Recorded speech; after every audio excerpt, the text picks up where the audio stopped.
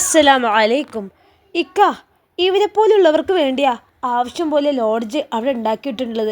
രണ്ടും കൂടി അങ്ങോട്ട് പോയിക്കോട്ടെ. നിങ്ങൾ പോവാൻ പറ. ദേഷ്യത്തോടെ പറഞ്ഞുകൊണ്ടവൾ നൗഫലിൻ്റെ നേർക്ക് കടുപ്പിച്ചൊരു നോട്ടം നോക്കി.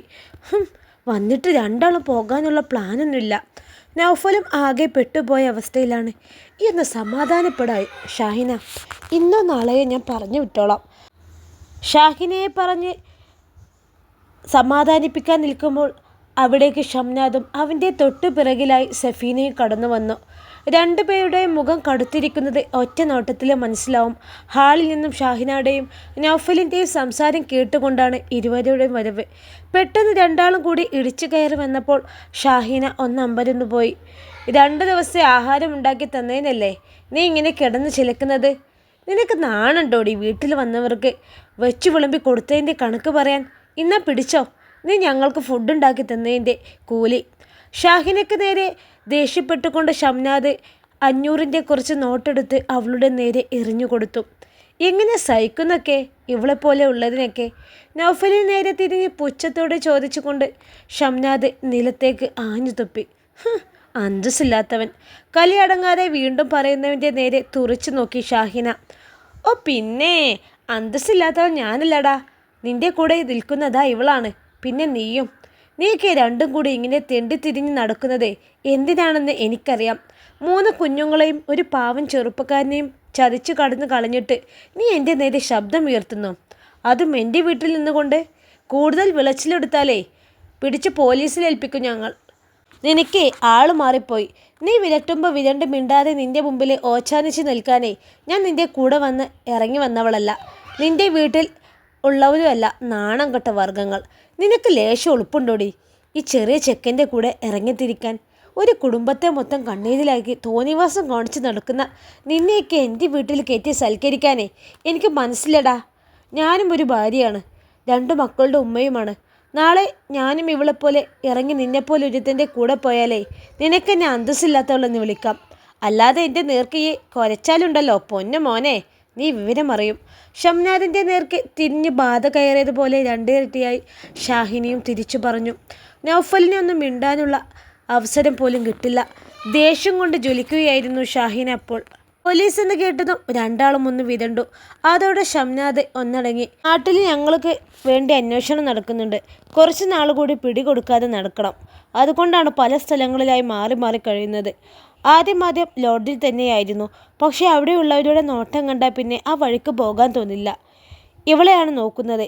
അവളെ കണ്ടാൽ തന്നേക്കാൾ പ്രായം കൂടുതലായതുകൊണ്ട് തന്നെ കാണുന്നവരുടെ വഷളം ചിരിയിൽ വേറെ പലരും തെളിഞ്ഞു കിടപ്പുന്നുണ്ട്. അതുകൊണ്ടാണ് ഇപ്പോൾ ഇവളെയും കെട്ടിയെടുത്തുകൊണ്ട് ഇങ്ങോട്ട് വന്നു കയറിയത്. ഇവിടുത്തെ അവസ്ഥ ഇങ്ങനെയും. ഇറങ്ങി തിരിച്ചപ്പോൾ ഉള്ള ആവേശമൊന്നും ഇപ്പോൾ 2 പേർക്കുമില്ല. പലപ്പോഴായി തമ്മിൽ വഴക്ക് തുടങ്ങിയിട്ടുണ്ട്. എങ്കിലും ദേഹം ചൂട് പിടിക്കുമ്പോൾ വഴക്കെല്ലാം ആ ചൂടിൽ ഉരുകിയൊലിക്കും. ഇനി ഇവിടുന്ന് ഇറങ്ങി എങ്ങോട്ടാണ് പോവേണ്ടതെന്ന് അറിയില്ല. അതിനു മുമ്പേ ഈ പന്ന മോള് പോലീസിലെങ്ങാനും അറിയിച്ചാൽ പിന്നെ തീർന്ന കഥ. കുറച്ച് നാളുകൾ കൂടി പിടികൊടുക്കാതെ നടക്കണം. നാട്ടിൽ ഇനി കാലുകുത്താൻ പറ്റില്ല. അമ്മാതിരി പോക്കൃത്തരമല്ലേ കാണിച്ചിട്ടിറങ്ങിയത്. ആളുകൾ മൊത്തം അവൻ്റെ ഭാഗമായിരിക്കും. ഞങ്ങളെ കയ്യിൽ കിട്ടിയാൽ ചിലപ്പോൾ അവന്മാരെ കീറി മേഞ്ഞു കളയും. ഷാഹിനയുടെ സംസാരത്തിൽ ഷംനാദ് നടങ്ങി. അവരുടെ ഇപ്പോഴത്തെ സാഹചര്യം എന്താണെന്ന് സ്വയം ഒന്ന് ആലോചിച്ച് നോക്കി. തൽക്കാലം തിരിച്ചൊന്നും പറയാൻ നിൽക്കണ്ട, ഇവിടുന്ന് പോകാൻ നോക്കാം. ആലോചിച്ചു കൊണ്ടവൻ തിരിഞ്ഞതും ഷാഹിന മുന്നോട്ട് വന്ന് കുനിഞ്ഞു നിലത്തി കിടന്ന പൈസ എടുത്തു. നിൽക്കേ, നീ എൻ്റെ നേർക്ക് ദേഷ്യത്തോടെ വലിച്ചെറിഞ്ഞ പൈസ ഉണ്ടല്ലോ, അതെ മറ്റൊരുത്തനെ മരുഭൂമിയിൽ കിടന്ന് പൊരിവെയിലിൽ കഷ്ടപ്പെട്ടുണ്ടാക്കിയതാണ്. ഫ്രീ ആയി കിട്ടിയത് കൊണ്ട് നിനക്കിനെ വലിച്ചെറിയാൻ തോന്നും. പക്ഷേ ഇത് തീരുന്നതോടെ അവസാനിക്കും നീയും ഇവളും തമ്മിലുള്ള സ്നേഹം. ഷംനാദിനെ നോക്കി അല്പം കടുപ്പിച്ചു പറഞ്ഞുകൊണ്ടവൾ സഫീനയുടെ നേർക്ക് തിരിഞ്ഞു. ഇന്നാ നീ ഇത് വെച്ചോ. ആദ്യ ഭർത്താവിനെ ഇടക്കൊന്ന് ഓർക്കാൻ ചിലപ്പോൾ ഇത് ഉപകരിക്കും. സഫീനയുടെ കൈ ബലമായി പിടിച്ച് ആ പൈസ വെച്ച് കൊടുത്തിട്ടവൾ പുച്ഛിച്ച് ചിരിച്ചു.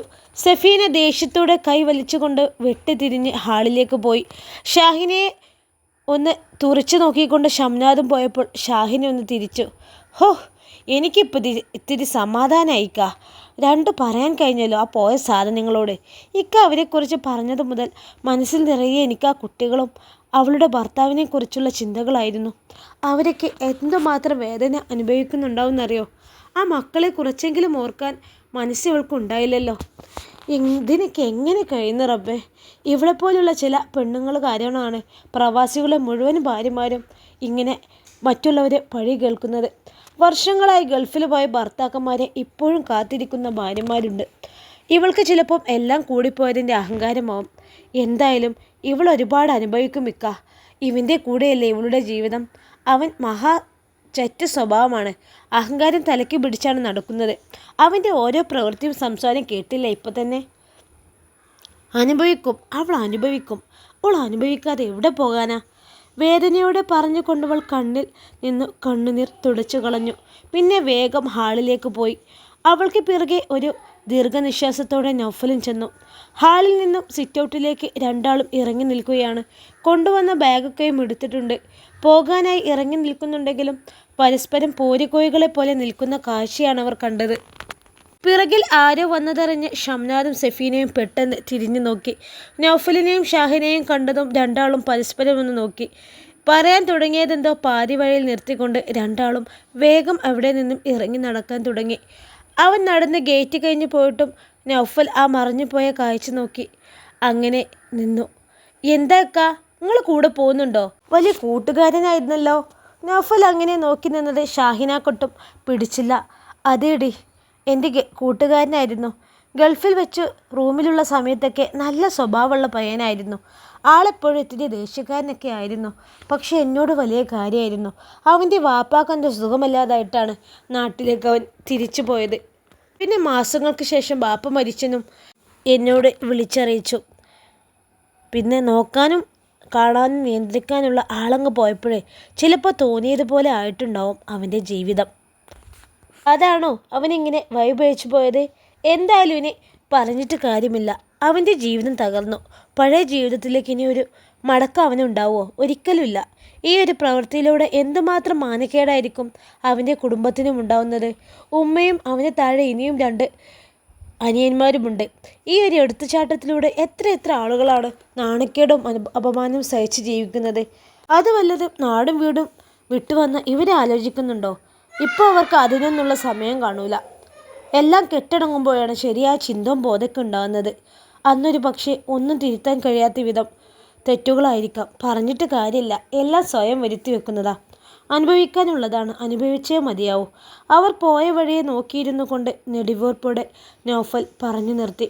കൂടെ കുറച്ചു നാളെ ഉണ്ടായിരുന്നെങ്കിലും ഷംനാദിൻ്റെ അവസ്ഥയോർക്കുമ്പോൾ നൗഫലിന് വല്ലാത്ത നിരാശയും വിഷമവും തോന്നുന്നുണ്ടായിരുന്നു. നീ എന്തിനാ എന്നെക്കുറിച്ച് അവരോടൊക്കെ പോയി പറഞ്ഞത്? സഫീനക്ക് ദേഷ്യം വന്ന് കണ്ണു കാണാൻ പാടില്ലാത്തതുപോലെയുള്ള നിൽപ്പാണ്. ബസ് സ്റ്റോപ്പിൽ ഒരു മൂലയിൽ നിൽക്കുകയാണ് ഷംനാദും സഫീനയും. അധികം ആളുകളോ വണ്ടികളോ ഒന്നും വരാത്തൊരു സ്ഥലമാണ്. എപ്പോഴെങ്കിലും അതുവഴി ഒരു ബസ്സോ മറ്റു വണ്ടികളോ വന്നാലായി. നൗഫലിൻ്റെ വീട്ടിൽ ഇന്നും ഇറങ്ങി നടന്ന പാടെ രണ്ടാളും ഒരു ഓട്ടോയിലാണ് അവിടെ വന്നിറങ്ങിയത്. ഓട്ടോക്കാരൻ്റെ കുശലാന്വേഷണം സഹിക്കാൻ കഴിയാതാണ് രണ്ടാളും അവിടെ ഇറങ്ങിയത്. അല്ല പിന്നെ ഈ ആരാണെന്ന് ചോദിക്കുമ്പോൾ ഞാൻ എന്താടി പറയേണ്ടത്? സഫീനയുടെ ദേഷ്യം കണ്ട് അവനും ദേഷ്യം ഇരച്ചു കയറി. നീ എൻ്റെ ഉമ്മയോ ഇത്താത്തയോ ആണെന്ന് പറയണമായിരുന്നോ? നിന്നെ കണ്ടാൽ അങ്ങനെയല്ല തോന്നൂ. ദേഷ്യം കൊണ്ട് ഷംനാദിൻ്റെ ശബ്ദം ഉയർന്നു പോയി. സഫീനെ പേടിച്ചു പെട്ടെന്ന് ചുറ്റുപാടും നോക്കി. ആരെങ്കിലും കേട്ടെങ്കിലോ എന്ന് വിചാരിച്ച്. ഈ എന്തിനാ ഇങ്ങനെ കിടന്ന് കാറിക്കൂന്നത്? പതുക്കെ പറഞ്ഞാൽ എനിക്ക് കേൾക്കാമല്ലോ. പറഞ്ഞത് പോട്ടെ, ഈ എന്തിനാ ഇതുപോലുള്ള സ്ഥലങ്ങളിലേക്ക് എന്നെ കൂട്ടിക്കൊണ്ടു വരുന്നത്? അവരെയൊക്കെ വായിലിരിക്കുന്നത് കേൾപ്പിക്കാനോ? ഓഹോ, അപ്പോൾ നിനക്ക് ആരുടെ വായിലിരിക്കുന്നതൊന്നും കേൾക്കാൻ വയ്യ. പിന്നെ ഞാൻ അന്നേയും വിളിച്ച് എങ്ങോട്ടാണ് പോകുന്നത്? അന്നെ കൂടെ കൂട്ടിക്കൊണ്ടുപോവാനേ. ഞാൻ വേറെ വലിയ ബംഗ്ലാവൊന്നും പണിഞ്ഞിട്ടില്ല. ലോഡ്ജിൽ വരാൻ എനിക്ക് വയ്യ. പിന്നെ ഞാൻ എന്താ ചെയ്യുക? ഇവിടെ വന്നപ്പോൾ അതിലും വിശേഷം. അല്ലെങ്കിൽ കുടുംബമായിട്ട് ജീവിക്കുന്നവരൊന്നും നമ്മളെപ്പോലുള്ളവരെ വീട്ടിൽ കയറ്റൂല. അത് എന്നേക്കാൾ നന്നായിട്ട് നിനക്കറിയില്ലേ? എന്നിട്ട് കിടന്ന് ഷോ കാണിച്ചാലുണ്ടല്ലോ. നമ്മൾ വലിയ പുണ്യപ്രവൃത്തിയൊന്നും ചെയ്തിട്ട് നടക്കുന്നവരല്ല. ആ ഓർമ്മ നിനക്ക് എപ്പോഴും വേണം. ഇതുപോലെ ഇനിയും ആരെങ്കിലും എന്തെങ്കിലുമൊക്കെ പറഞ്ഞു നിൽക്കും. അതൊന്നും എനിക്ക് കേൾക്കാൻ വയ്യെങ്കിലേ നീ തിരിച്ചു പോകാൻ നോക്കിക്കോ. അതാണ് നിന്നെപ്പോലെ അഭിമാനമുള്ളവർക്ക് നല്ലത്. അല്ലാതെ കയ്യിൽ പണം മാത്രം ഉണ്ടായിട്ട് കാര്യമില്ല.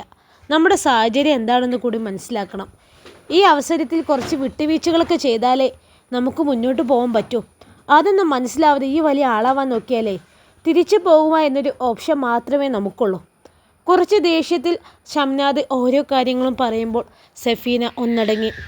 പിന്നീട് ഏറെ നേരം ഇരുവരും ഒന്നും മിണ്ടിയില്ല.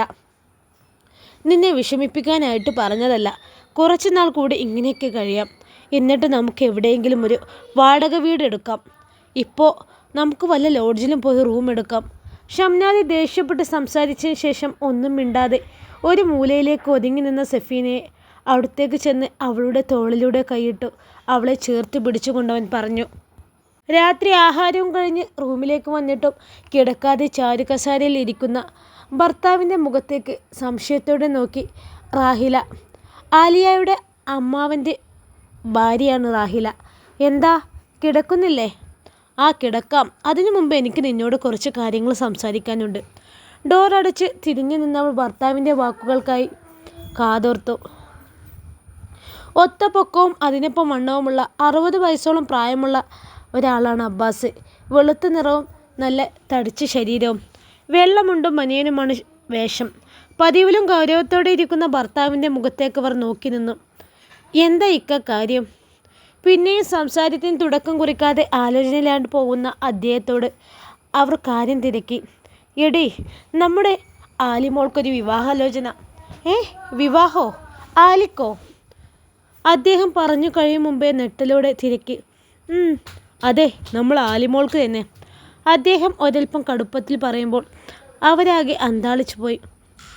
അതിന് ഇനിയൊരു വിവാഹത്തിന് അവൾ സമ്മതിക്കുവിക്ക? സമ്മതിപ്പിക്കണം. ഇതിനു മുമ്പ് അവൾക്ക് എത്ര വിവാഹാലോചന വന്നതാണ് ഇക്ക. അന്നൊക്കെയും അവൾ വേണ്ടെന്ന് പറഞ്ഞത് ഇക്കാക്ക് അറിയില്ലേ? ഇനി ജീവിതത്തിലൊരു കല്യാണം വേണ്ടെന്നാണ് അവൾ പറയുന്നത്. അത്രക്കും അനുഭവിച്ചതല്ലേ ആദ്യ വിവാഹത്തിൽ. ഈ ഒരു കാര്യം എങ്ങനെയാണ് നമുക്ക് അവളെ കൊണ്ട് പറഞ്ഞ് സമ്മതിപ്പിക്കാൻ കഴിയാം? ആദ്യ വിവാഹം അതുപോലെ ആയിരുന്നു. അവൾക്ക് പഠിക്കണമെന്ന് പറഞ്ഞിട്ടും അവർ ഉമ്മാൻ്റെ ആഗ്രഹപ്രകാരമല്ലേ ആ കല്യാണം നടത്തിയത്. എന്നിട്ടോ ആ കല്യാണശേഷം ആ പാവം സമാധാനം എന്തെന്ന് അറിഞ്ഞിട്ടുണ്ടോ? ആരെയും ഒന്നും അറിയിക്കാതെ നരകിച്ച് ജീവിച്ചില്ലേ അവൾ. ആ ഭയമൊന്നും അവളെ ഇപ്പോഴും വിട്ടുമാറിയിട്ടില്ലേക്കാം. വിവാഹം എന്ന് കേൾക്കുമ്പോൾ പോലും അവൾക്കൊരു തരം വിറയലാണിപ്പോഴും. ആ പെണ്ണിനോട് പിന്നെ എങ്ങനെയാണ് ഈ കാര്യം പറഞ്ഞ് സമ്മതിപ്പിക്കുക?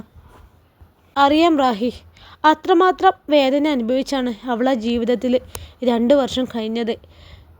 എസ്.ഐ ഷാനവാസ് ഇല്ലായിരുന്നെങ്കിൽ ഒരിക്കലും നമുക്കവളെ ജീവനോടെ തിരിച്ചു കിട്ടൂല. അദ്ദേഹം ഒരു നെടുവീർപ്പോടെ പറഞ്ഞു. ആ, എന്തായാലും കഴിഞ്ഞത് കഴിഞ്ഞു. വർഷം ഇത്രയായില്ല അവൾ ഡൈവോഴ്സായി നിൽക്കാൻ തുടങ്ങിയിട്ട്. ഇനി ജീവിതാവസാനം വരെ അവൾക്ക് അവളുടെ മകൾ മാത്രം മതിയെന്ന് പറഞ്ഞു നിന്നാലും നമുക്കത് സമ്മതിച്ചു കൊടുക്കാൻ കഴിയുമോ? അവൾ ചെറുപ്പല്ലേ. കല്യാണ ജീവിതത്തിൻ്റെ സുഖവും സന്തോഷവും ഒന്നും അവൾ അറിഞ്ഞിട്ടില്ല.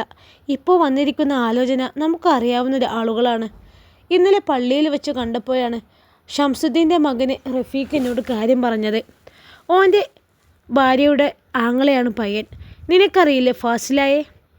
അവളുടെ സഹോദരനാ ഫൈസൽ. നല്ല ഫാമിലിയാ. ഫൈസലിൻ്റെ ആദ്യ കല്യാണത്തിൽ 3 കുട്ടികളുണ്ട്. 3 കുട്ടികളോ? അവർ അതിശയത്തോടെ ചോദിച്ചു. 3 കുട്ടികൾ, ചെറിയ മക്കളാ. ആ പെണ്ണ് കുടുംബത്തിൽപ്പെട്ട ഏതോ പയ്യൻ്റെ കൂടെ ഒളിച്ചോടിപ്പോയെന്ന്. ഇപ്പോൾ കുറച്ച് മാസങ്ങളായി. അവന് ഒരുപാട് ആലോചനകളൊക്കെ നോക്കുന്നുണ്ട്. പക്ഷെ നമ്മുടെ ആലിയെപ്പോലെ ഇനിയൊരു കല്യാണം വേണ്ടെന്ന് വാശി പിടിച്ച് നിൽക്കുകയാണ്. റഫീഖ് പറഞ്ഞ ശേഷം നമ്മുടെ ജമാലും ഞാനും കൂടി അവരെ നാട്ടിൽ പോയി ഇന്നലെ ഒരു അന്വേഷണം നടത്തി നോക്കി. എല്ലാവരും ആ പെണ്ണിനെയാണ് കുറ്റം പറയുന്നത്. ഫൈസൽ നല്ലൊരു ഫാമിലിയിൽപ്പെട്ടതാണ്. നല്ല ബാക്ക്ഗ്രൗണ്ടാണ് അവനെക്കുറിച്ച് അറിയാൻ കഴിഞ്ഞത്. ഞാൻ നോക്കിയിട്ട് നമ്മുടെ ആലിമോൾക്ക് എന്തുകൊണ്ട് യോജിക്കുന്ന ബന്ധമാണ്. അവർ ഭാര്യയുടെ മുഖത്തേക്ക് നോക്കി പറഞ്ഞു. ഈ 3 കുട്ടികളുള്ളത് തന്നെ വേണോ ഇക്ക? വേറെ വല്ല ആലോചനയും നോക്കിയാൽ പോരെ? അവളെ മോളെയും കുട്ടി 4 പേരായില്ലേ. ഈ പ്രായത്തിൽ അവളിനി ആ 3 കുട്ടികളെ കൂടി നോക്കേണ്ട കാര്യമുണ്ടോ? ആ ചുമതല കൂടി ഇനി ആ പാവം പെണ്ണിൻ്റെ തലയിലാകൂലേ? ഒന്നാമത് കല്യാണം പോലും വേണ്ടെന്ന് പറഞ്ഞു നിൽക്കുന്നവളാണ്. അവൾക്ക് തന്നെ ഇത്രയും മക്കളെ കൂടി ബാധ്യതയാക്കി കൊടുക്കണോ? അവർക്ക് ഭർത്താവ് പറഞ്ഞ കാര്യങ്ങൾ അംഗീകരിക്കാൻ കഴിഞ്ഞില്ല. ഈ പ്രായത്തിൽ 3 കുട്ടികളെ നോക്കുന്നത് അവൾക്ക് അധിക ബാധ്യത ആവുമെന്ന് നിനക്കെങ്ങനെ പറയാൻ പറ്റും? അവൾ ഈ വീട്ടിൽ എന്തൊക്കെയാ കാര്യങ്ങൾ ഒറ്റയ്ക്ക് നോക്കുന്നുണ്ട്. ഈ വീട്ടിലെ കുട്ടികളുടെ കാര്യങ്ങളെല്ലാം അവളല്ലേ നോക്കുന്നത്. നീ അടക്കം മക്കളുടെ ഉമ്മമാരെല്ലാം ഇവിടെയുണ്ടെങ്കിലും ആ കുട്ടികളുടെ എല്ലാ കാര്യങ്ങളും നോക്കുന്നത് എൻ്റെ ഹാലിമോളാണ്. അവൾക്ക് അത്രയും സ്നേഹമാണ് കുട്ടികളെ. അവരെ പൊന്നുപോലെ നോക്കാനും അവളെക്കൊണ്ട് കഴിയുന്നത് കൊണ്ടല്ലേ നിങ്ങൾക്ക് ആർക്കും ഇവിടെ യാതൊരു തരത്തിലുള്ള ബുദ്ധിമുട്ടുമില്ലാതെ കഴിയാൻ പറ്റുന്നത്. ഇനി ആലിമോള് വിവാഹം കഴിഞ്ഞു പോയാൽ ഇവിടെയുള്ള കുട്ടികളെ കാര്യം ആരും നോക്കും എന്നുള്ള ഭയം കൊണ്ടാണ് ഈ ആലോചന എതിർക്കുന്നതെങ്കിലേ അത് വേണ്ട റാഹില. നിങ്ങൾക്ക് വേണ്ടത് ഒരു സെർവൻറ്റിനാണെങ്കിൽ അത് എത്ര പേരെയാണെങ്കിലും ഞാൻ നിർത്തി തരും. അതിനു വേണ്ടി എൻ്റെ ആലിമോളുടെ ജീവിതം ഇവിടെ ഹോമിക്കാൻ പാടില്ല. പ്രായം വെച്ച് നോക്കുമ്പോൾ നമ്മുടെ മക്കളെക്കാളും ഇളയതാണ് അവൾ. എല്ലാ സൗകര്യങ്ങളും നമുക്കുണ്ടായിട്ടും അവളുടെ കാര്യത്തിൽ ശരിയായൊരു തീരുമാനം ഇനിയും നമ്മൾ എടുക്കാതെ ഇരുന്നാലേ ചിലപ്പോൾ പടച്ചോൻ പോലും എന്നോട് പൊറുക്കില്ല റാഹില. എൻ്റെ ഒരേ ഒരു പെങ്ങളുടെ മകളാണവൾ. എനിക്കെൻ്റെ മോളെപ്പോലെ തന്നെയാണ്. ആ മോൾക്കൊരു ജീവിതം ഇല്ലാതെ പോയാൽ ഞാൻ എങ്ങനെയാണ് സമാധാനത്തോടെ കണ്ണടക്കുക? ഈ വീട്ടിലെ സർവ്വ കാര്യങ്ങളും നോക്കി നമ്മുടെ കുടുംബത്തിന് വേണ്ടി അവളുടെ ജീവിതം ഇവിടെ തീർത്ത് കളയേണ്ടതല്ല. അവൾക്ക് സ്വന്തമായൊരു ജീവിതം വേണം. അളിയന് സുഖമില്ലാത്തതാണ്. അവളെയും ആ കുഞ്ഞിനെയും നോക്കാനൊന്നും അളിയനെ കൊണ്ട് പറ്റില്ല. നമ്മുടെ കാലം കഴിഞ്ഞാൽ ചിലപ്പോൾ അവൾക്ക് ആരും കാണൂല. നമ്മുടെ മക്കൾക്ക് പോലും അവളൊരു ബാധ്യതയായി മാറും. അതുകൊണ്ട് നീ നമ്മുടെ മക്കളോട് പറയണം, ആലിയെ കാര്യങ്ങൾ പറഞ്ഞ് മനസ്സിലാക്കി കല്യാണത്തിന് സമ്മതിപ്പിക്കുന്ന കാര്യം. എല്ലാവരും ആദ്യത്തെ പോലെ ആയിരിക്കില്ല എന്നവൾക്ക് പറഞ്ഞ് മനസ്സിലാക്കി കൊടുക്കണം. ഞാനും അവളോടൊന്ന് സംസാരിക്കാം. എന്തായാലും ഈ കല്യാണം നമുക്ക് നടത്തണം. ഞാനിതെന്തായാലും മനസ്സിൽ നിശ്ചയിച്ചു കഴിഞ്ഞു. അദ്ദേഹം എന്തോ മനസ്സിൽ കരുതി ഉറപ്പിച്ചതുപോലെ പറഞ്ഞു. റാഹില, ഞാൻ പറഞ്ഞതൊക്കെ എനിക്ക് മനസ്സിലായി. മറുപടിയൊന്നും പറയാതെ ചിന്തയിലാണ്ട് പോയ ഭാര്യയുടെ നേർക്ക് ഗൗരവത്തോടെ അദ്ദേഹം ചോദിച്ചു. ആ, മനസ്സിലായി. പെട്ടെന്നവർ മറുപടി കൊടുത്തുകൊണ്ട് കട്ടിലേക്ക് ചെന്നിരുന്നു. അപ്പോഴും മനസ്സ് നിറയെ ആലിയെ വിവാഹം കഴിപ്പിച്ചു വിട്ടാൽ പിന്നെ വീട്ടിൽ ആരാണെന്നുള്ള ചിന്തയായിരുന്നു അവർക്ക്. അവളുള്ളത് കൊണ്ട് ഒരു കാര്യവും ആർക്കും അറിയണ്ട. എല്ലാം നേരാവണ്ണം നോക്കി നടത്താനുള്ള അവളുടെ കഴിവ് അപാരമാണ്. ആലിയുടെ വിവാഹക്കാര്യം അറിയുമ്പോൾ അവർക്കും ഒരു നട്ടലായിരിക്കും. തൻ്റെ ഭർത്താവ് എന്തെങ്കിലും ഒരു കാര്യം തീരുമാനിച്ചാൽ അത് നടത്തിയിട്ട് അദ്ദേഹം മടങ്ങൂ എന്നവർക്കറിയാം.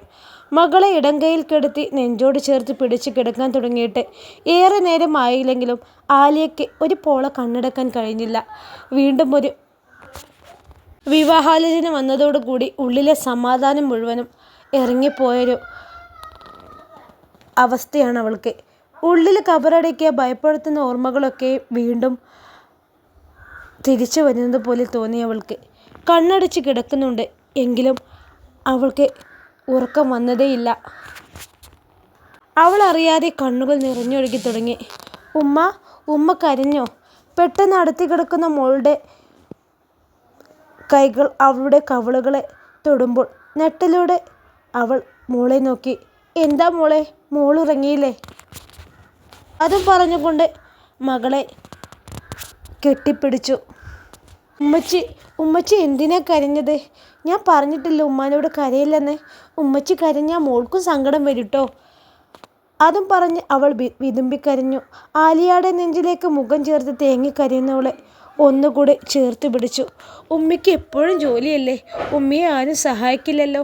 ഉമ്മിക്ക് അതാണോ സങ്കടം? ഉമ്മിക്ക് വയ്യാത്തതുകൊണ്ടാണോ എപ്പോഴും കരയുന്നത്?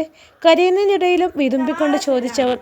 ഇല്ല എൻ്റെ പൊന്നെ, ഉമ്മിക്കൊരു വയ്യാകിയില്ല. ഉമ്മച്ചി ഓരോന്നൊക്കെ ഓർത്തപ്പോൾ അറിയാതെ സങ്കടം വന്ന് കരഞ്ഞു പോയതാണ്. എൻ്റെ പൊന്നുമോൾ ഉറങ്ങാതെ ഉമ്മയെ നോക്കി കിടക്കാണല്ലേ കള്ളിപ്പെണ്ണ്. പൊട്ടി വന്ന സങ്കടം ഉള്ളിലേക്ക് തന്നെ അടക്കി പിടിച്ചുകൊണ്ട് മോൾക്ക് മുന്നിൽ ചിരിച്ചുകൊണ്ട് കൊഞ്ചലോടെ ചോദിച്ചു. ആലിയെ വെറുതെ നോക്കിക്കിടന്നല്ലാതെ മോള് മറുത്തൊന്നും പറഞ്ഞില്ല. കുഞ്ഞായിരിക്കുമ്പോൾ മുതൽ മിസ്സിരി മോള് കണ്ടു തുടങ്ങിയതാണ് ഉമ്മയുടെ കരച്ചിൽ. മോൾക്ക് അമ്മിഞ്ഞപ്പാൽ കൊടുക്കുമ്പോഴൊക്കെ അവിടെ വാത്സല്യത്തോടെ തഴുകുന്നതിനിടയിലും ആലിയ അവളും കുഞ്ഞും അനുഭവിച്ചു പോയ ജീവിതത്തിൻ്റെ ദുഃഖങ്ങൾ ഓർത്ത് കരയാറുണ്ട്. കുഞ്ഞാണെങ്കിലും ആലിയ കരയുന്നത് കാണുമ്പോൾ മിസ്സിരി മോളും കൂടെ കരയും. ഇത് പതിവായതോടെ ആലിയ കുഞ്ഞു കണക്കെ കരയുന്നത് മതിയാക്കി. മിസ്സിരി മോളുടെ വളർച്ചയുടെ ഓരോ ഘട്ടത്തിലും അവൾ അവളുടെ ഉമ്മയെ കൂടുതൽ ശ്രദ്ധിക്കാൻ തുടങ്ങി. പ്രായത്തേക്കാൾ പക്വതയോടെ അവൾ ചിന്തിക്കാനും സംസാരിക്കാനും തുടങ്ങി. ആ വീട്ടിൽ അവളുടെ ഉമ്മ മാത്രമാണ് ജോലി ചെയ്യുന്നതെന്നും മറ്റുള്ളവരൊക്കെ അവളുടെ ഉമ്മയെ കഷ്ടപ്പെടുത്തുകയാണെന്നുമൊക്കെ അവൾ ചിന്തിച്ചു തുടങ്ങി. വീട്ടിലുള്ള മറ്റുള്ളവരോട് സ്വാഭാവികമായി മിസ്സിരി മോൾക്ക് ദേഷ്യം തോന്നി തുടങ്ങി. എൻ്റെ ഉമ്മ മാത്രം എപ്പോഴും ജോലി ചെയ്യുന്നു എന്നൊരു പരാതി മറ്റുള്ളവരോട് അവൾ പറയാൻ തുടങ്ങി. മിസ്സിരി മോള് പറയുന്നത് കേട്ട് മറ്റുള്ളവർ ചിരിച്ചു കളയുമ്പോൾ ആലിയക്ക് മനസ്സിൽ ഭയം തോന്നി തുടങ്ങി. മോള് തനിക്ക് വേണ്ടി മറ്റുള്ളവരോട് തർക്കിച്ചും പരിഭവിച്ചും അവളോട് മറ്റുള്ളവർക്ക് ദേഷ്യമുണ്ടാവുമോ എന്നൊരു ടെൻഷൻ അവൾക്കുള്ളിൽ നിറഞ്ഞു. ആരോടും അങ്ങനെ പറയരുതെന്ന് മോളെ അവൾ വിലക്കി. ആർക്കും മോളോട് ഒരു വിരോധവും ഉണ്ടാവരുതെന്ന് അവൾ അതിയായി ആഗ്രഹിച്ചു. മിസിരിയ മോൾക്ക് അവളുടെ ഉമ്മാനോടുള്ള സ്നേഹം എത്രമാത്രം ശക്തമാണെന്ന് മറ്റുള്ളവർക്ക് മനസ്സിലായി തുടങ്ങി. കുഞ്ഞിനോട് ആർക്കും ഒരു തരത്തിലുള്ള ദേഷ്യം അവിടെ ഉണ്ടായിരുന്നില്ല. പക്ഷെ മിസിരിയ മോൾക്ക് എല്ലാവരോടും പലപ്പോഴും ദേഷ്യം തോന്നാറുണ്ടെങ്കിലും ഉമ്മയുടെ ഉപദേശങ്ങൾ കേട്ടവർ ആരോടും അത് പ്രകടിപ്പിക്കാറില്ല. പകരം അവളെക്കൊണ്ട് പറ്റും പോലെയൊക്കെ ഉമ്മാനെ സഹായിക്കാറുണ്ടവർ. സ്കൂളിൽ നിന്ന് വന്നാൽ മുറ്റമടിച്ചു കൊടുത്തും വിറക് പെറുക്കി കൊടുത്തും കടയിൽ നിന്ന് വാങ്ങിക്കൊണ്ടുവരുന്ന സാധനങ്ങളൊക്കെയും ശരിക്ക് യഥാസ്ഥാനത്ത് വെച്ചിട്ടും 3-ാം ക്ലാസ്സുകാരി ഉമ്മയെ സഹായിക്കാൻ തുടങ്ങി. എത്രയൊക്കെ ചെയ്യരുതെന്ന് പറഞ്ഞാലും മിസിരിയ എപ്പോഴും ഉമ്മാൻ്റെ നിഴൽ പോലെ കൂടെ നടക്കും. എന്തിനും ഏതിനും മുന്നിൽ നിൽക്കുന്നവളെ ആലിയ ഏറെ സ്നേഹത്തോടെ നോക്കി നിന്ന് പോകാറുണ്ട്. ഒന്നിനും ഒരു മടിയുമില്ല അവൾക്ക്. എൻ്റെ ഉമ്മ എപ്പോഴും സന്തോഷമായിരിക്കണം, അത് മാത്രമാണ് മിസിരിയ മോളുടെ ആഗ്രഹം. സ്കൂൾ വിട്ടു വന്നാൽ പോലും ഉമ്മയുടെ മുഖത്തേക്ക് നിമിഷങ്ങളോളം സൂക്ഷിച്ച് നോക്കി നിൽക്കാറുണ്ടവർ. ഉമ്മ എന്ത് കരഞ്ഞോ, ഉമ്മയ്ക്ക് എന്തെങ്കിലും വിഷമങ്ങളുണ്ടോ, ഉമ്മയെ ആരെങ്കിലും എന്തെങ്കിലും പറഞ്ഞോ, അങ്ങനെ പോകുന്ന ചോദ്യങ്ങൾ ഒക്കെയും അവൾക്കറിയണം. മോള് വളർന്നു വരുന്നതിനോടൊപ്പം ആലിയയ്ക്ക് വിഷമങ്ങളും കുറഞ്ഞു തുടങ്ങിയിരുന്നു. എന്തിനും ഏതിനും കാവലായി കരുതലോടെ ഈ കുഞ്ഞു മുഖം കൂടെയുണ്ടല്ലോ എന്നതായിരുന്നു അവൾക്ക് ഏറെ ആശ്വാസവും സന്തോഷവും. ഈ കാലത്തിനിടയിൽ അവളുടെ വിവാഹ ജീവിതത്തെക്കുറിച്ചുള്ള ഓർമ്മകളൊക്കെയും ഉള്ളിൻ്റെ ഉള്ളിൽ കുഴിച്ചു മൂടിയവൾ. ഇരുൾ നിറഞ്ഞ ആ ഓർമ്മകളാണ് ഒരു വിവാഹാലോചന വന്നതോടുകൂടെ വീണ്ടും അവളെ പേടിപ്പെടുത്തുന്നത്. മിസിരിയ മോളുടെ തലയിൽ സ്നേഹത്തോടെ തലോടിക്കൊണ്ടവളോട് ഉറങ്ങിക്കൊള്ളാൻ പറഞ്ഞു. അങ്ങനെ ഇരുവരും ഉറക്കത്തിലേക്ക് വഴുതി വീണു. ഡോക്ടർ സൈറ മുഹമ്മദിൻ്റെ ക്യാബിനിൽ ഇരിക്കുകയാണ് ഫൈസി. +1 +2 സ്കൂൾ കാലഘട്ടത്തിലെ ഫൈസിയുടെ ക്ലാസ്മേറ്റ് ആയിരുന്നു ഡോക്ടർ സൈറ. പിന്നീട് മെഡിക്കൽ രംഗത്തേക്ക് തിരിഞ്ഞെങ്കിലും ഫൈസിയും സൈറയും തമ്മിലുള്ള സൗഹൃദം അതുപോലെ തന്നെ മുന്നോട്ട് പോയിരുന്നു. ഇരുവരുടെയും ജീവിതത്തിലെ വളരെ പ്രധാനപ്പെട്ട കാര്യങ്ങളിലൊക്കെയും കുടുംബസമേതം പങ്കെടുക്കാറുമുണ്ട്. ഇപ്പോൾ ഫൈസിയുടെ ഇളയ മകൻക്ക് പനിയും കഫക്കെട്ടുമൊക്കെ കൂടി ഹോസ്പിറ്റലിൽ അഡ്മിറ്റാണ്. ചൈൽഡ് സ്പെഷ്യലിസ്റ്റായ സൈറയാണ് ചെറിയ മോനെ നോക്കുന്നത്. മരുന്ന് കൊടുക്കുമ്പോൾ പനി ഒരൽപ്പം കുറയുന്നതല്ലാതെ കുഞ്ഞിന് വലിയ മാറ്റമൊന്നുമില്ല. ഉമ്മയെ ചോദിച്ചു കൊണ്ടുള്ള അവൻ്റെ നിർത്താതെയുള്ള കരച്ചിലും നിർബന്ധവും ഒന്നും കണ്ടു നിൽക്കാൻ പോലും കഴിയാതെ ആകെ ടെൻഷനായി ഫൈസി. മാനസികമായി തകർന്നു പോയ അവസ്ഥയിലൂടെയാണ് ഓരോ ദിവസവും ഫൈസി കടന്നു പോകുന്നത്. ഫൈസി, ഈ ഇങ്ങനെ ടെൻഷനാവല്ലേ, നിന്റെ മക്കളേക്കാൾ കഷ്ടമാണ് ഇപ്പോൾ നിന്റെ അവസ്ഥ. ഇനിയെങ്കിലും എല്ലാമായിട്ടൊന്ന് പൊരുത്തപ്പെടാൻ ശ്രമിക്കുക, അല്ലാതെ ഇനി നമുക്കൊരു വഴിയില്ലതോ. അവൾ പോട്ടെ, നീ മറ്റൊരു വിവാഹം കഴിക്കണം, അതാണ് ഞാൻ നോക്കിയിട്ട് ആകെ ഏക മാർഗം. നിന്റെ ജീവിതത്തിലേക്ക് കടന്നു വരുന്നവൾ ഉറപ്പായും നിന്നെയും മക്കളെയും സ്നേഹിക്കാനും നോക്കാനും കഴിവുള്ളവളാണ്. അങ്ങനെയുള്ള ഒരു പെൺകുട്ടിയെയാണ് ഫാസില നിനക്ക് വേണ്ടി കണ്ടുപിടിച്ചിരിക്കുന്നത്. നിന്റെ മോൻ്റെ അവസ്ഥ നോക്കിയേ. ആവശ്യം അവനെ 2 ദിവസം വീട്ടിലാക്കിയിട്ട് പോയ അവൻ്റെ ഉമ്മയെയാണ്. ഉമ്മയില്ലാതെ ആകുന്നതോടെ മക്കളിലേക്ക് അനാഥത്വം അടിച്ചേൽപ്പിക്കുകയാണ് ഫൈസി. നമ്മുടെ വീട്ടിലെ ചെറിയ കുട്ടികളെ ഏറ്റവും അറ്റാച്ച്ഡ് ആയിട്ടുള്ളത് അവരുടെ ഉമ്മയായിട്ടാണ്. അവൻ്റെ ആ ലോകമാണ് ഇപ്പോൾ തകർന്നു പോയത്. ആ കുഞ്ഞിനൊന്നും മനസ്സിലാക്കാനുള്ള കഴിവില്ല. എൻ്റെ മൂത്ത മകൻ ഇപ്പോൾ എല്ലാ കാര്യങ്ങളോടും ദേഷ്യമാണ് തോന്നുന്നത്. ആൺകുട്ടികൾ ഇമോഷണൽ ആയിട്ടുള്ള കാര്യങ്ങൾ എങ്ങനെ പ്രകടിപ്പിക്കണമെന്ന് അറിയില്ല. പക്ഷെ നിൻ്റെ മകളെ എല്ലാം സഹിക്കാനുള്ള കരുത്ത് നേടിയ പോലെയാണ് അവളുടെ ആ ചിരി. അത് പെൺകുട്ടികൾക്ക് വളരെ ചെറുപ്പത്തിലേ കിട്ടുന്നൊരു കഴിവാണ്. പക്ഷെ ആൺകുട്ടികളെ കൊണ്ട് അത് പറ്റില്ലടാ. നിനക്ക് പോലും ഇപ്പോൾ നിൻ്റെ മക്കളുടെ മുഖത്ത് നോക്കി സന്തോഷത്തോടെ ചിരിക്കാൻ പോലും കഴിയുന്നില്ല. നീയും മക്കളും എത്ര ദിവസം എങ്ങനെ കഴിയും? ഇതിൽ നിന്നൊരു മോചനം വേണ്ടേ? ഫാസില നിൻ്റെ പെങ്ങളാണ്, പക്ഷേ അവളിപ്പോൾ നിൻ്റെ ഉമ്മയുടെ ടെൻഷനോടെയാണ് നിൻ്റെ ജീവിതത്തെ നോക്കി കാണുന്നത്. നീ ഇങ്ങനെ തകർന്നിരിക്കുമ്പോൾ അവർക്ക് എങ്ങനെയാണടാ സന്തോഷിക്കാൻ പറ്റുക? ഉറപ്പായും നിനക്കും മക്കൾക്കും നല്ലൊരു ജീവിതം കണ്ടെത്തി തരാൻ അവൾക്ക് കഴിയുമെന്നാണ് എൻ്റെ മനസ്സ് പറയുന്നത്. ഇവിടെ മോൻ്റെ വിവരങ്ങൾ ചോദിച്ചറിഞ്ഞ ശേഷം തലകുനിച്ച് സർവ്വം തകർന്നു പോയവനെ പോലെ മുന്നിലിരിക്കുന്നവനെ നോക്കി അലിവോടെ പറഞ്ഞു ഡോക്ടർ സൈറ. ശ്രമിക്കുന്നുണ്ട് സൈറ, പക്ഷേ എനിക്കൊന്നും മറക്കാൻ കഴിയുന്നില്ല. ഞാൻ ചിന്തകളിൽ എൻ്റെ മനസ്സ് കുടുങ്ങിക്കിടക്കുകയാണ് സൈറ. ഇനിയൊരു വിവാഹം നല്ലതിനാണോ എന്ന് എനിക്കൊരു ഉറപ്പുമില്ല. ഈ കല്യാണം എൻ്റെ മക്കൾക്ക് ദോഷമായി മാറുന്നതെങ്കിൽ എന്നെ ഇത് കൂടുതൽ ടെൻഷനിലാക്കും സൈറ. അവൾ സഫീന പോയതെന്നും എനിക്കിപ്പോഴും വിശ്വസിക്കാൻ കഴിയുന്നില്ല. പോകുന്നതിൻ്റെ തലേ ദിവസം എന്നെ വിളിച്ച് നല്ല രീതിയിൽ സംസാരിച്ചവളാണ്. എന്നിലേക്ക് സ്നേഹം ചൊരിഞ്ഞവളാണ്. എന്നിട്ടൊരു രാത്രി പുലർന്നപ്പോൾ ഞാൻ കേട്ട വാർത്ത, ആ ഷോക്ക്. ഇപ്പോഴും കഴിഞ്ഞു പോയതൊന്നും ഉൾക്കൊള്ളാൻ മനസ്സ് തയ്യാറാവുന്നില്ല. വ്യക്തമായൊരു തീരുമാനമെടുക്കാൻ പോലും കഴിയാത്ത വിധം എൻ്റെ മനസ്സ് ഒന്നുമില്ല. എൻ്റെ മനസ്സിലിപ്പോൾ ഇപ്പോഴും എന്നിലാകെ നിറഞ്ഞു നിൽക്കുന്നത് ഒരു തരം പകപ്പാണ്. മാസങ്ങൾക്ക് മുമ്പ് ഞാൻ കേട്ട വാർത്തയുടെ ഷോക്കിൽ നിന്നും ഇതുവരെ ഞാൻ മുക്തനായിട്ടില്ല എന്ന് പറഞ്ഞാൽ വിശ്വസിക്കാൻ കഴിയുമോ സീറയ്ക്ക്? വിശ്വസിക്കാൻ കഴിഞ്ഞാലും ഇല്ലെങ്കിലും ഞാൻ ഇപ്പോഴും ആ ഒരവസ്ഥയിലാണ്. എൻ്റെ ഹൃദയം നിലച്ചുപോയ ഒരവസ്ഥ. എന്നെപ്പോലെ കുടുംബത്തെ അത്രമാത്രം സ്നേഹിക്കുന്ന ഒരു വ്യക്തിയെ ഒരുപാട് തകർത്ത് കളയുന്നതാണ് ഇതുപോലെയുള്ളൊരു ന്യൂസ്. ഇതൊന്നും ആർക്കും പറഞ്ഞാൽ മനസ്സിലാവില്ല. ഉപദേശിക്കാൻ എല്ലാവർക്കും വളരെ എളുപ്പമാണ്. പക്ഷേ ഇതൊക്കെ സ്വന്തം അനുഭവത്തിൽ വന്ന് കഴിയുമ്പോഴാണ് നമുക്ക് അതെങ്ങനെ ഫേസ് ചെയ്യണമെന്നും ഈ പ്രശ്നത്തിൽ നിന്നും എങ്ങനെ മറികടക്കണമെന്നും അതിൻ്റെ ആഴം എത്രയാണെന്നൊക്കെ മനസ്സിലാക്കാൻ പറ്റൂ. എൻ്റെ മക്കൾക്ക് വേണ്ടി ഞാനൊരു പരീക്ഷണത്തിൽ നിന്നാലും ഇനി വരുന്ന പെൺകുട്ടിയെ എനിക്ക് സ്നേഹിക്കാൻ കഴിയില്ല സീറ. പേടിയാണ് ഇനിയൊരുവളെ സ്നേഹിക്കാനും വിശ്വസിക്കാനും. ഇൻഷാ അല്ലാഹ് ഈ കഥയുടെ ബാക്കി ഭാഗവുമായി നാളെ കാണാം. അസ്സലാമു അലൈക്കും.